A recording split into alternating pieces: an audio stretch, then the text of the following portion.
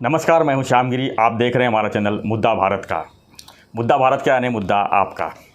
हम रोज़ जो है राजनीतिक विषयों पर कुछ न कुछ मुद्दे को लेकर हम चर्चा में लाते हैं। हमारे सहयोगी अनिल थत्ती जी बाकायदा उसका खुलासा भी करते हैं, विश्लेषण करते हैं।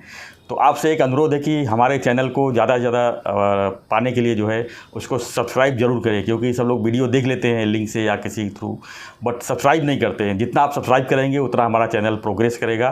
तो आपसे अनुरोध है कि सब्सक्राइब का जो लाल बटन है उसे ज़रूर दबाइए और जो बेल आइकॉन है उसको ऑन कीजिए। तो हमारा हर जो है वीडियो आपको जो है नोटिफिकेशन के जरिए आपको मिलता रहेगा और आप अधिक से अधिक अनिल थत्ते जी और हमारा वीडियो जो है देख पाएंगे। तो चलिए हम इसी कड़ी में हम जो है आज चर्चा करेंगे विपक्ष के प्रधानमंत्री के ऊपर। जी हाँ, इस समय विपक्ष के प्रधानमंत्री को लेकर काफ़ी चर्चे चल रहे हैं। जब से नीतीश कुमार जो है एनडीए से अलग होकर अपना लालू प्रसाद यादव के खेमे में गए हैं, तब से उनको प्रधानमंत्री को लेकर काफ़ी चर्चा किया जा रहा है। हालांकि वो मना कर रहे हैं कि मैं प्रधानमंत्री चेहरा नहीं हूँ, लेकिन विपक्ष को एक होना चाहिए। तो हमारा विषय ये है कि विपक्ष तो एक होंगे, लेकिन प्रधानमंत्री चेहरा कौन होगा, इसी विषय पर चर्चा करेंगे हमारे सहयोगी अनिल थत्ते जी से। थत्ते जी, जो ये विषय चल रहा है भावी प्रधानमंत्री को लेके, मोदी जी का एक विकल्प क्या आप मानते हैं इस चीज़ को? पहली तो सर, भारत की जो संस्कृति है जी, वो व्यक्ति पूजा पे विश्वास रखते हैं। देखो, जितने भी धर्म जी भारत में जोर पकड़े और दुनिया भर फैले, अगर गौतम बुद्ध जैसा कोई एक महान व्यक्ति नहीं होता और वो राजा भी नहीं होता जी सर, ये भी बात ध्यान में रखने लायक है। बिल्कुल। कोई भी धर्म भारत में जो निर्माण हुआ और दुनिया भर में गया या भारत में गया, उसमें से कोई भी धर्म आम कोई आदमी अचानक से निकला और उसने धर्म प्रस्थापित किया और वो सब जगह फैला, ऐसा नहीं हुआ। एक कोई महान व्यक्ति, जी, जैन धर्म, बौद्ध धर्म, ये दोनों राजा थे। उसके प्रवर्तक जो थे, महावीर हो या गौतम बुद्ध हो, सिद्धार्थ, वो राजा थे।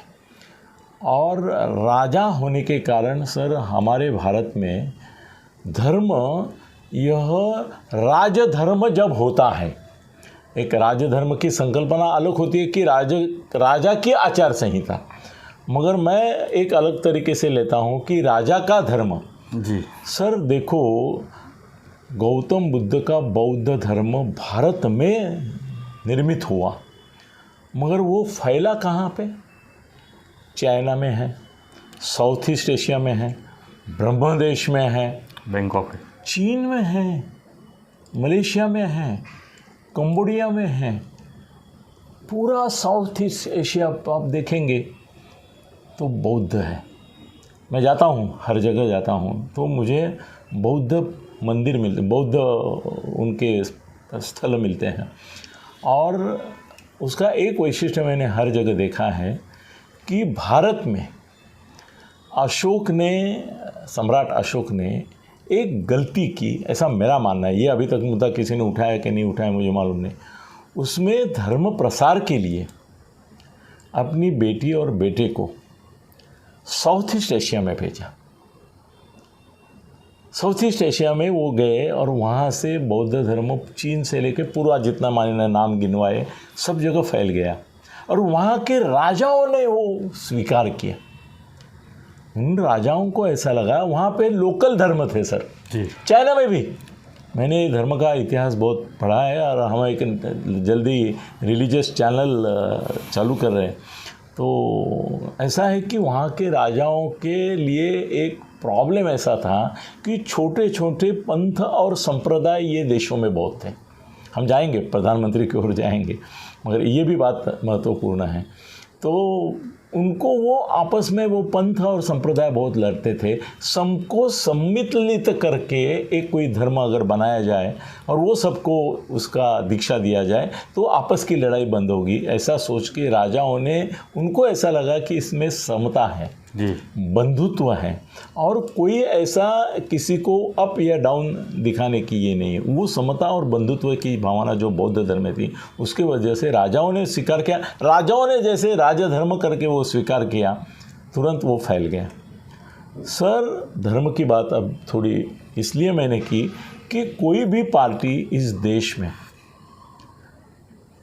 तब तक अपना जलवा सिद्ध नहीं कर सकती जब तक उसको एक नेता सामूहिक नेतृत्व से चलने वाली कोई भी पार्टी भारत में नहीं है। बोलने के लिए सब बोलते हैं कि ये क्या हमारी कार्यकारिणी है, ये क्या हमारी वर्किंग कमेटी है, इसमें ये है वो है, मगर आप गांधी परिवार को बाजू में रख के अगर सोचेंगे तो कांग्रेस नहीं है। मुलायम सिंह यादव या अखिलेश यादव को बाजू में करते हैं तो समाजवादी पार्टी नहीं है।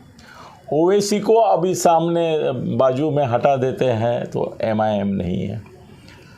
मैं आऊँगा क्योंकि आपके चेहरे पर जो सवाल है उसका जवाब मैं दूंगा। तेलंगाना के चंद्रशेखर राव को हटा दिया तो उसके पार्टी का कोई मतलब नहीं है। MGR, बाद में जयललिता, दोनों की पार्टियाँ थी, AIADMK और DMK, वो उनके करुणानिधि और इनके ऊपर चली। बाद में अभी स्टालिन है। AIADMK को लीडर नहीं है करके AIADM खत्म हो गया।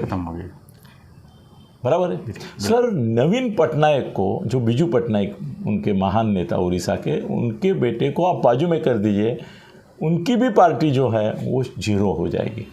छोटे छोटे राज्यों में भी यही हाल है। मैंने अभी तक जिक्र नहीं किया था बीजेपी का।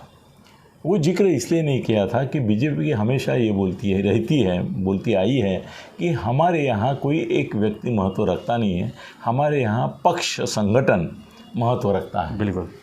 मगर सर, अगर बारीकी से इतिहास देखा जाए तो जब जब भारतीय जनता पक्ष का एक जलवा हमको सत्ता में दिखाई दिया या देश भर में दिखाई दिया, तब उनको ऐसे किसी व्यक्ति का नेतृत्व प्राप्त हुआ जिसकी वजह से बीजेपी उसके समान रूप में, एक रूप में, मतलब ये बीजेपी है तो उसका चेहरा कौन है? वाजपेयी।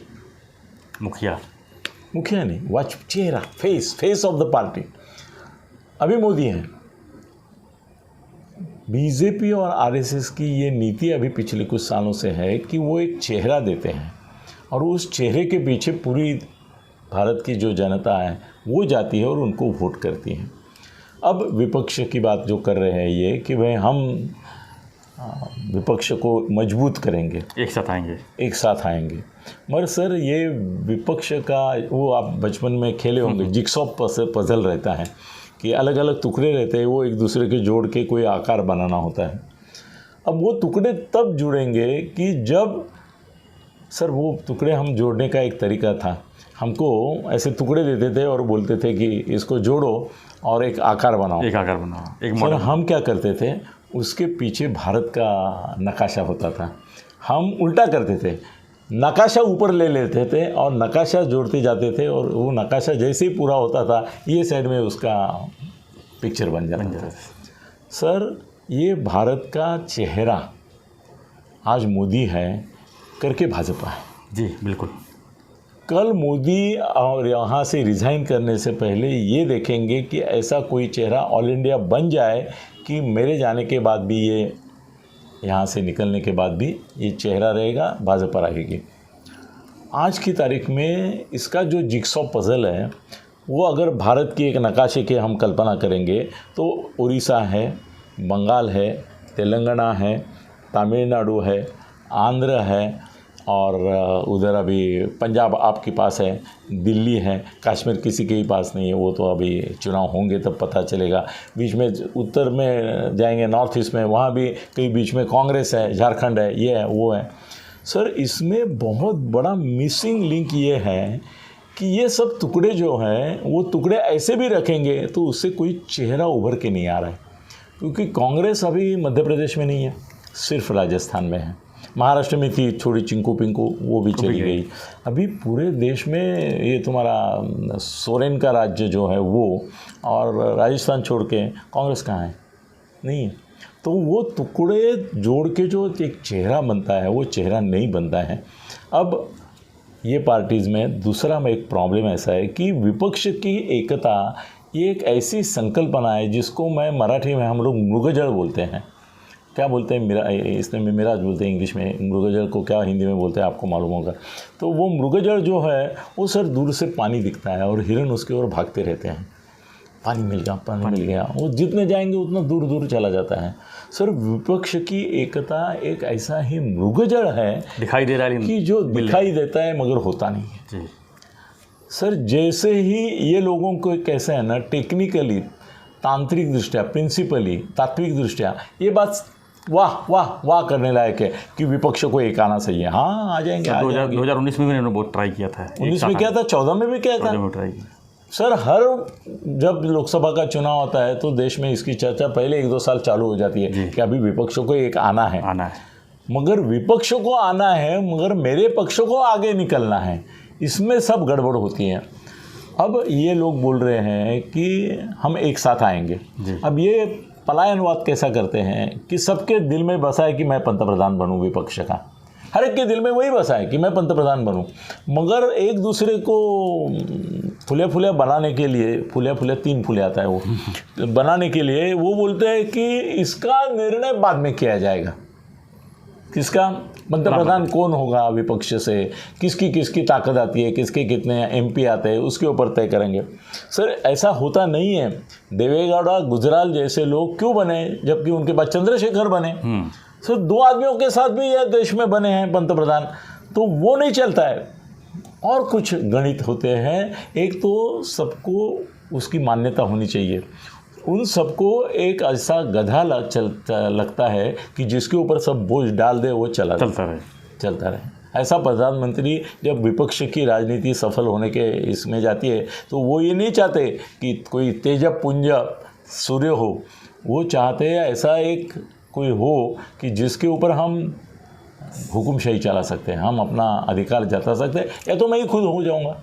ममता पंतप्रधान बनना है, नवीन पटनायक बोलता नहीं है बनना है, वो तो आंध्र ये तुम्हारा तेलंगाना वाला चंद्रशेखर राव तो सब कुछ छोड़ के विपक्ष के लिए टूट पड़ा। सर चंद्रबाबू नायडू एक जमाने में ऑलमोस्ट सोच रहे थे कि मैं अभी पंतप्रधान बन गया, बस कुछ नहीं, 19 नहीं उसके पहले 14 में वो सोच रहे थे कि मैं बन ही गया हूँ, अभी खाली मोदी को ये करना है, डिफीट करना है, हो गया, कुछ नहीं हुआ उससे। और हमारे पवार साहब सर कब से बैठे हैं बेचारे वेटिंग लिस्ट में बैठे हैं, विंग में बैठे हैं, वो बोलते हैं अभी मेरा बारी, अभी मेरी बारी कब आई, ऐसा सोच के कब से बैठे हैं। और हमारे चंगू मंगू जो रहते हैं सब वो बोलते रहते होंगे तो प्रधानमंत्री पवार साहब ही होंगे। अरे होंगे, कैसे होंगे? उनके सर अभी उनके लोकसभा की मर्यादा स्पष्ट हो गई है कि 5 के आगे वो ज़िंदगी में नहीं जाएंगे, गए भी नहीं और जाएंगे भी नहीं, जाएंगे। और 5 आदमियों के साथ उनका विश्वसनीयता का जो सवाल है, उनको सर किसी का विश्वास ही नहीं, भरोसा ही नहीं। उन्होंने ज़िंदगी में हर एक चीज़ जीती, सिर्फ भरोसा नहीं जीता किसी का।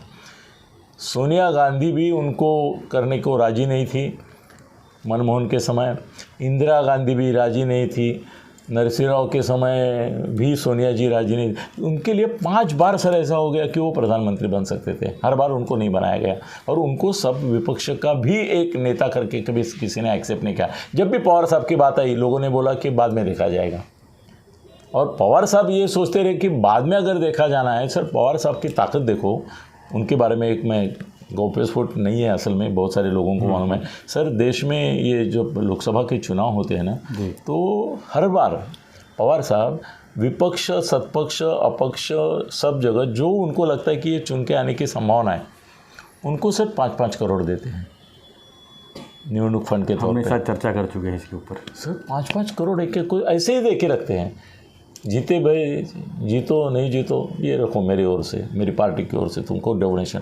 उसके पीछे राज ये रहता है कि भाई कल अगर मेरी बारी आई तो तुम मेरे को सपोर्ट करो, गुपचुप तरीके से मेरे को सपोर्ट करो। इसलिए गुपचुप देते हैं और मगर ओपनली सपोर्ट चाहते हैं। तो सर ऐसा है कि उनकी विश्वसनीयता नहीं है। विश्वसनीयता के बारे में अब बात करनी होगी अपने को राहुल गांधी की, क्योंकि कैसे है, आप कांग्रेस को कितनी भी गालियाँ दो, सर कांग्रेस एक पार्टी ऐसी है जिसको मैं ज़मीन के अंतर्गत जो पानी रहता है उसकी उपमा देना चाहूँगा। देखो सर, ऐसा कोई गांव नहीं, ऐसा कोई प्रदेश नहीं, ऐसी कोई भूमि नहीं कि जहाँ गांव में या प्रदेश में कहीं न कहीं बाहर या अंदर ज़मीन के अंदर पानी नहीं होगा, ऐसी ज़मीन नहीं। सर कांग्रेस वो पानी की तरह है, मतलब हर जगह कांग्रेस के लोग हैं। वो आपको बाहर से वो पानी दिखेगा नहीं दिखेगा, मगर उसका एक जल स्रोत अंदर ही अंदर बहता रहता है, क्योंकि उसको सर इतने सालों की, शतक से ज़्यादा की उसकी एक नींव रखी हुई है। बिल्कुल। हर एक आदमी सर भारत का भाजपा के लोग छोड़ के कभी ना कभी कांग्रेस में ही था। हर एक आदमी पहले कभी ना कभी तो कांग्रेस में ही था। राइट। तो ममता भी थी ना, बिजू पटनायक थे, सब थे, खाली वो द्रमुका वाले नहीं थे और ये नहीं थे। तो कांग्रेस एक ऐसी पार्टी है कि जो अभी भी ऑल इंडिया है, राष्ट्रीय पार्टी। हाँ, भले उसके लोग कितने चुन के आते हैं वो नहीं। आज दो ही पार्टियां बची है, कि बीजेपी और एक कांग्रेस को। तो विपक्ष की यूनिटी की आप कितनी भी बात करेंगे तो ये बात सच है कि बीजेपी और कांग्रेस छोड़ के ऑल इंडिया पार्टी नहीं है, और टुकड़े जोड़ के कोई नेता उभरेगा नहीं, क्योंकि ये एक दूसरे के पांव काटेंगे, पहले भी काटेंगे बाद में भी काटेंगे। यहाँ तक जा सकते हैं कि भाई तेलंगाना वाले आंध्र में चंद्रबाबू के पांव काटेंगे, उसके ज़्यादा नहीं आएंगे देखा, और चंद्रबाबू देखेगा कि चंद्रशेखर राव के नहीं आए, आपस में लड़ जाएंगे। ममता के लिए भी कांग्रेस लड़ेगी, बोलेगी इनको ज़्यादा नहीं आना चाहिए। उनका ध्येय है राहुल को पंतप्रधान बनाना, जो अभी नहीं होगा जी, शायद कभी भी नहीं होगा, मगर एक चेहरा आप जिसको बोले पर्याय, वो जो है वो राहुल का ही उनके दिल में है। और ये बात किसी को पसंद आए न आए, मगर कांग्रेस का अध्यक्ष राहुल का बन जाना यही एक विकल्प मोदी के लिए ऑटोमेटिकली हो जाएगा। जो कितना वीक है, दुर्बल है वगैरह, उसकी चर्चा हम अलग से करेंगे, मगर जब तक राहुल वर्सेस मोदी ऐसा विकल्प लोगों के सामने आता नहीं है, तब तक ये विपक्ष की एकता की सब बातें फिजूल है। और कांग्रेस को छोड़ के, कांग्रेस को बाजू में रख के कोई विपक्ष की एकता नहीं होगी, और कांग्रेस ऐसी विपक्ष की एकता होने नहीं देगी जिसमें कांग्रेस डोमिनेंट है। तो ये सब बातें फिजूल है। ये देश में दो ही लोग हैं, एक राहुल गांधी और मोदी सूर्य है, ये चंद्र भी नहीं है, ये चंद्र भी नहीं है, मगर ठीक है चलो उसको चंद्र साइम बीइंग बोलते हैं, पर प्रकाशित, ये स्वयं प्रकाशित।